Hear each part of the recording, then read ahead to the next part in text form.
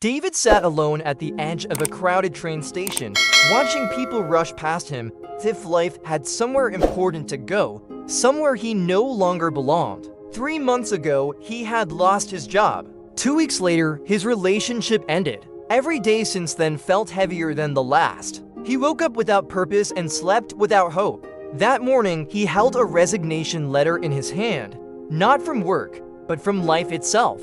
He planned to leave the city quietly, disappear somewhere. No one knew him and start over, or maybe just stop trying. As he stared at the train schedule, an old man sat beside him. "You look like someone waiting for a train he isn't sure he wants to catch," the old man said gently. David forced a weak smile. "Maybe I just don't know where I'm going." The old man nodded. "Most people don't. The difference is whether they keep moving." They talked for only a few minutes, but something about the stranger's calm voice felt grounding. Before leaving, the old man handed David a small card. "If you ever feel completely lost," he said, "come here."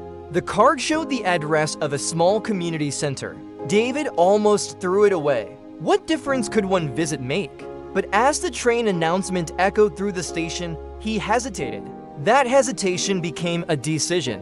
Instead of boarding the train, he walked out and headed toward the address. The community center was modest, peeling paint, old chairs, quiet voices. Inside, volunteers helped people who were struggling, job seekers, lonely elders, young students needing guidance. David felt out of place at first, but a woman greeted him warmly and asked if he wanted tea.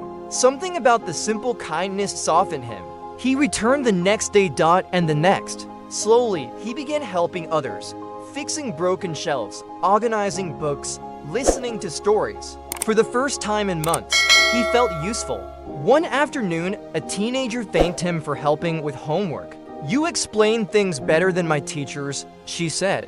That sentence stayed with him. Maybe he wasn't useless. Maybe he just needed a different direction. Weeks turned into months. The center offered him a small paid position coordinating programs. He rediscovered skills he forgot he had: leadership, empathy, patience. One evening, as he closed the center doors, he realized something. The pain that once defined him had become the reason he could help others. Years later, David stood in front of a crowd at a large conference, sharing his story about resilience. "I thought my life ended," he told them.